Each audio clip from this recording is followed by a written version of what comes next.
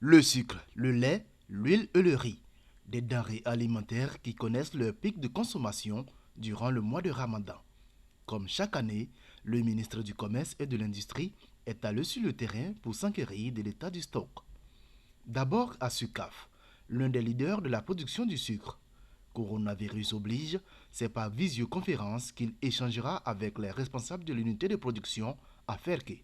À défaut de pouvoir me rendre, comme j'avais l'habitude de le faire, je l'avais souhaité, afin que pour me rendre compte moi-même de la disponibilité, en tout cas, des stocks de sucre. Je suis très heureux, en tout cas, grâce à la technologie, qu'on puisse constater nous-mêmes, en fait, l'existence de stocks physiques. Après quoi, une visite dans l'entrepôt de la société en zone 3.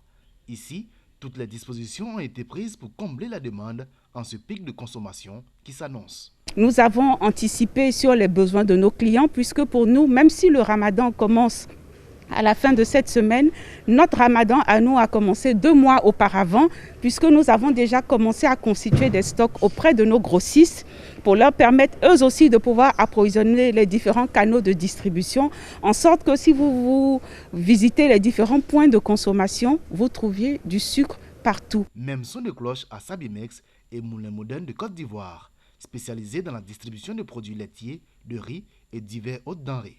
Mais aussi à Sania, leader de la production et de la distribution de l'huile alimentaire. Du stock disponible pour l'ensemble de la population ivoirienne. C'est la garantie reçue par le ministre Diarra Souba. Nous continuons actuellement à opérer correctement et à produire les quantités de produits suffisantes en qualité pour la consommation nationale. Alors actuellement, nous avons un produit fini, je parle de l'huile en produit fini, nous avons 2 semaines et demie de produits finis qui sont en stock. Mais à cela, il faut ajouter des produits semi-finis qui sont encore dans les cures. En termes de matières premières, nous avons 2 mois et demi de matières premières. S'assurer de la disponibilité du stock pour le mois de Ramadan, mais surtout de la résilience de ces opérateurs économiques face à la pandémie du coronavirus. Depuis l'annonce en fait du premier cas de Covid-19 en Côte d'Ivoire, nous constatons que le secteur privé travaille aux côtés de l'État pour maintenir la dynamique économique en Côte d'Ivoire, pour préserver notre outil de production.